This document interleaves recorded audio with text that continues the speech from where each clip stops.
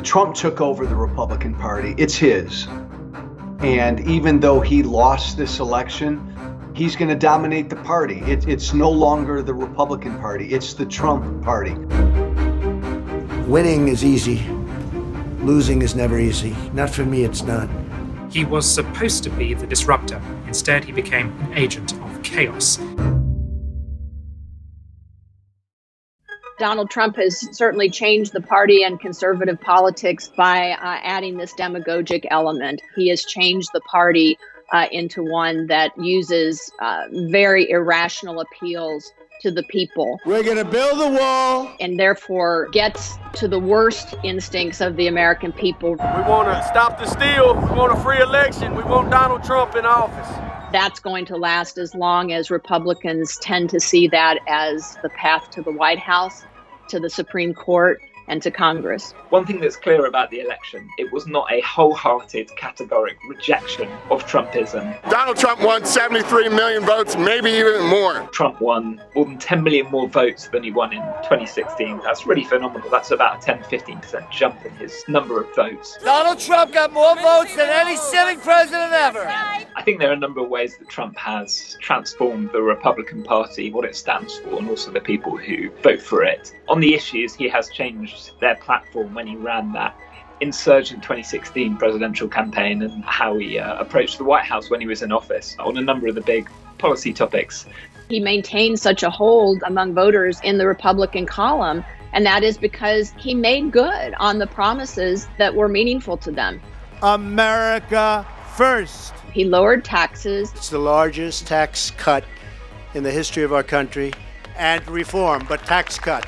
He diminished regulations, particularly on businesses. He put 3 rock-ribbed conservatives on the U.S. Supreme Court who, in practice, will serve for life. So long after Donald Trump has left this mortal coil, no doubt his 3 people will still remain on the court. He's also attempted to stop, with some success, illegal immigration in this country. We're taking people out of the country. You wouldn't believe how bad these people are. So on all of those fronts, he promised these approaches to governance in his campaign in 2016, and he carried through on them. Sorry to keep you waiting. Complicated business. Complicated.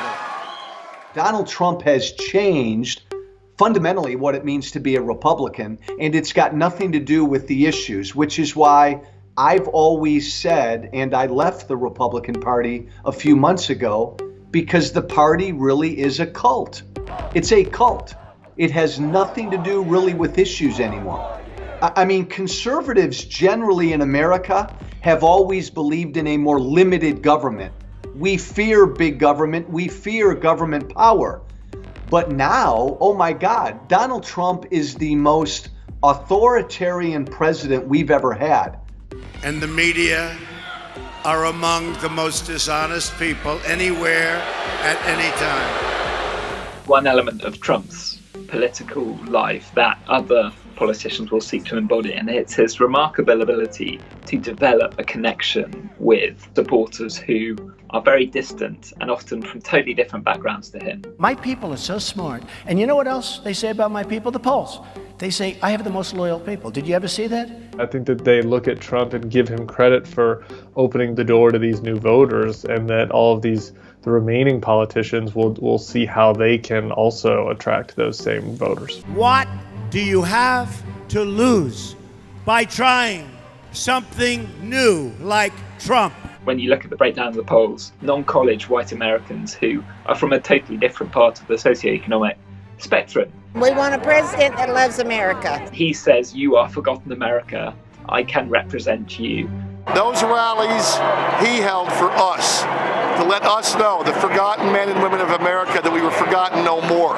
Despite all his riches and his fame, he manages to connect to those people to a phenomenal degree. Trump 2020, baby! Because Trump garnered 75 million votes among Americans, even in a losing cause in this last election, it's hard to believe that people won't attempt to take on his approach. But I fear for the party if they don't depart from his approach.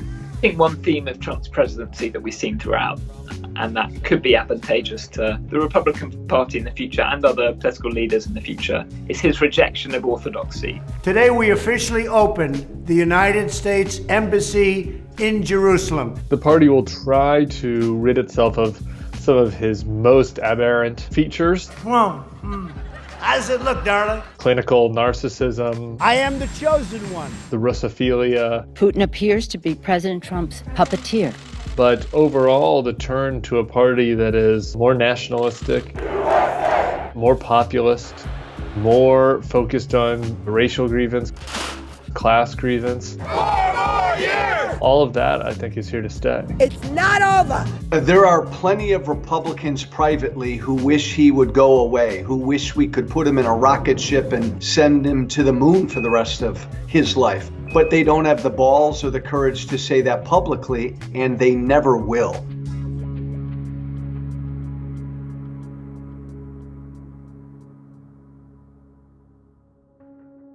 We will never give up. We will never concede. It doesn't happen. You don't concede when there's theft involved. We're going to walk down Pennsylvania Avenue. I love Pennsylvania Avenue. And we're going to the Capitol. I know that everyone here will soon be marching over to the Capitol building to peacefully and patriotically make your voices heard. When he gave that speech telling his protesters to march on the Capitol, Donald Trump set his legacy in stone. He was supposed to be the disruptor. Instead, he became an agent of chaos. He did some things which his supporters will say were good, that he ran the economy well, that he brought a degree of peace to the Middle East and began America's long process of withdrawal from that region. But he also constitutionally stress-tested America's institutions.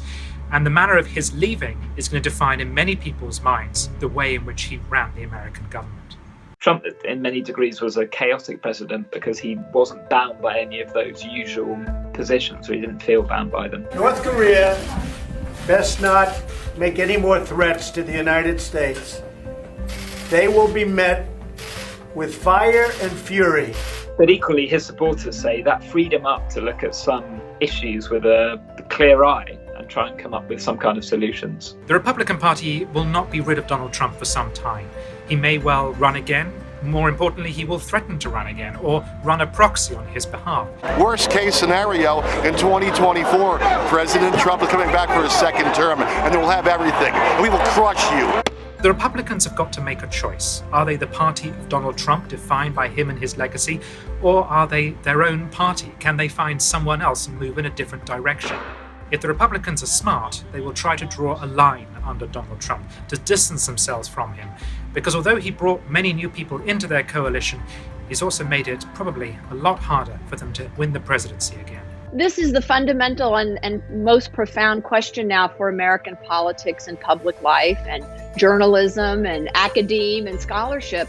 How will we ever approach the truth? And even once we find the truth, how will we have some common sense of not only the truth, but in the United States, the meaning of our democratic system? I think his greatest legacy will be the destruction of truth. This is a fraud on the American public. He's going to leave the White House and he will take with him his great lie. If you count the legal votes, I easily win. If you count the illegal votes, they can try to steal the election from us. The great lie that this election was stolen from him. President Trump won.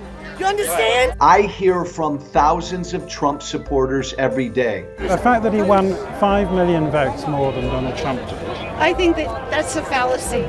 They all believe the lie.